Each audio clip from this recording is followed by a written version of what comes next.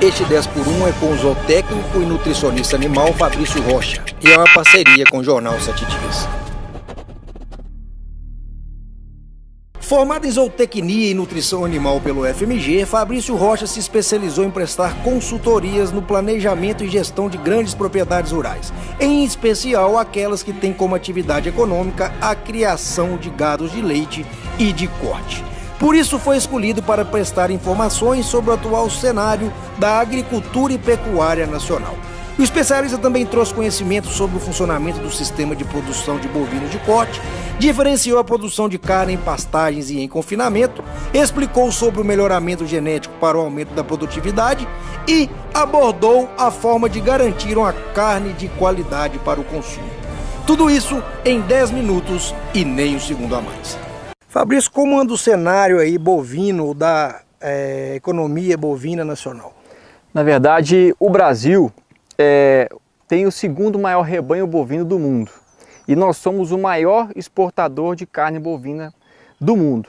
Então o Brasil ele tem uma produção muito grande de carne e, porém, essa produção esse grande rebanho não quer dizer que nós somos muito eficientes em produzir carne. A nossa taxa de abate ela é muito baixa, é em torno de 16% desse rebanho, que é em torno aí de 190 milhões de cabeças. A gente pode falar que a gente tem em torno de 200 milhões de habitantes, é quase um animal por habitante. E nós temos uma baixa taxa de abate, 16% desse rebanho que é abatido por ano. Então nós temos uma produtividade não tão muito boa, mas um rebanho muito grande. Economicamente falando, qual é mais viável, qual é mais rentável, o gado de corte ou o gado de leite? Não tem qual que é mais rentável. Nós temos todos os dois, se bem geridos, com o controle de custos e com um sistema bem tocado, com manejo de pastagem, manejo alimentar, sanitário, uma gestão bem feita e um planejamento antes de tudo isso, todos dois dão uma boa rentabilidade.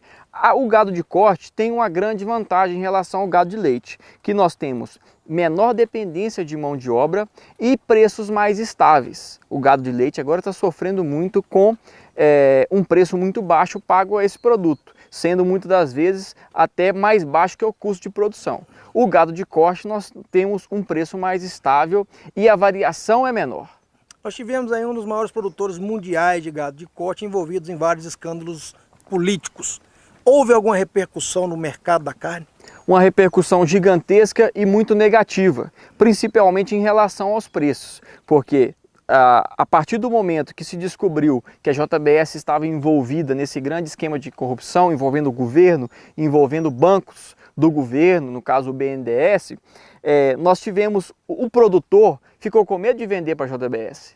Então o que acontece? Aumentou muito a oferta para outros frigoríficos. Se os outros frigoríficos aumentou a oferta para eles, o que eles fazem? Jogam o preço lá embaixo. Eles compram de quem que ele quiser, então diminuiu muito o preço. Esse foi um efeito imediato. E, além desse efeito imediato, nós temos um efeito a longo prazo, que talvez vai ser até benéfico para nós, porque o JBS estava montando um cartel, um monopólio dentro do Brasil. Só eles que estavam abatendo animais, eles estavam crescendo muito. Então, uma hora eles iam jogar o preço lá embaixo e comprar a carne do preço que eles quisessem. Então, descobrindo então esse grande esquema de corrupção, a tendência é que os frigoríficos pequenos vão voltar e vamos ter mais concorrência. Tendo mais concorrência, nós vamos ter mais estabilidade de preço. Sua especialidade é gado de corte. Qual é o melhor sistema para se produzir um bom gado de corte? Na verdade, o melhor sistema é quando você une as pastagens de qualidade na época das águas e o confinamento na época da seca.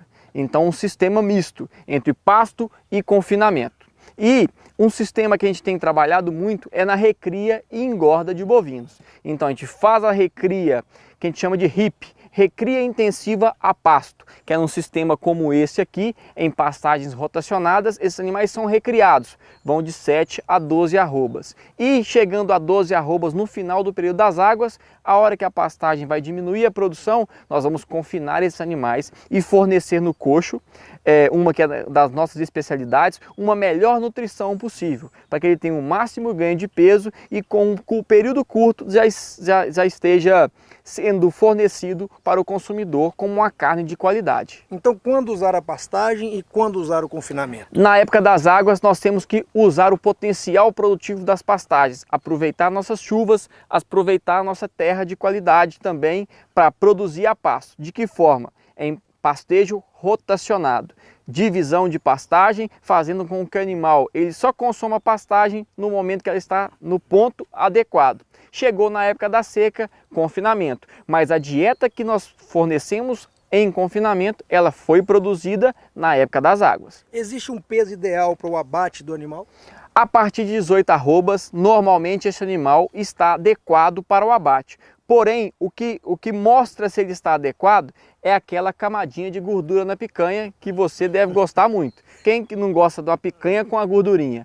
Aquilo ali que chama acabamento de carcaça. O animal, a hora que ele está ainda jovem, ele está leve, ele acumula mais músculo. A hora que ele vai chegando um peso, a maturidade, ele acumula mais gordura, que no caso é o seu caso. Já está na hora do abate? Você está quase na hora do abate. A gordura já está no ponto. Já está no ponto. Tem gente que gosta, melhor que chupar osso.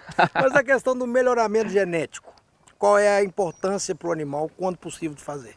Quando você faz um melhoramento genético, você está escolhendo sempre os animais que têm maior potencial produtivo. Então nós estamos aqui nesse lote de tourinhos, nós vamos escolher aqui qual animal que tem o maior ganho de peso. Escolhendo esse animal e usando ele como reprodutor, a tendência é que os filhos desse animal, com as matrizes do rebanho, sejam mais produtivos do que o rebanho convencional, porque a gente sempre está escolhendo um melhor animal para utilizar em reprodução. Então o ganho de peso vai sempre aumentando, o período de abate, a idade do abate vai diminuindo, porque se ele atingir 18 arrobas com o menor tempo, para nós é melhor. Então essa é a função do melhoramento genético, sempre produzir animais que têm potencial de ganho de peso maior. E a alimentação, o que dá para o gado de corte? Normalmente a alimentação dos animais na época das águas é a pastagem. E além dessa pastagem nós utilizamos naquele coxo ali uma suplementação mineral. Porque na pastagem falta minerais que são essenciais para esses animais. Na época da seca nós vamos fornecer no coxo as silagens, que pode ser de milho, pode ser de sorgo, pode ser de milheto. Então são várias plantas que a gente pode fazer silagem delas, junto com a ração, que vem nela normalmente os grãos de milho, o grão de soja, o farelo de soja e também minerais. Então a gente, unindo todos esses alimentos, a gente faz uma dieta balanceada para o desempenho que nós queremos. Irrigação de pasto. Irrigação de pasto, igual a esse sistema que nós estamos aqui no pivô central, é um sistema muito promissor que apresenta um payback, ou uma taxa de retorno desse capital, muito pequeno. Em torno de 3 a 4 anos nós retornamos o capital para a mão do investidor. Porém, esse investimento é caro e muitos produtores não têm esse capital inicial. Mas é um sistema que produz muito, porque nós temos normalmente numa pecuária nacional uma cabeça por hectare.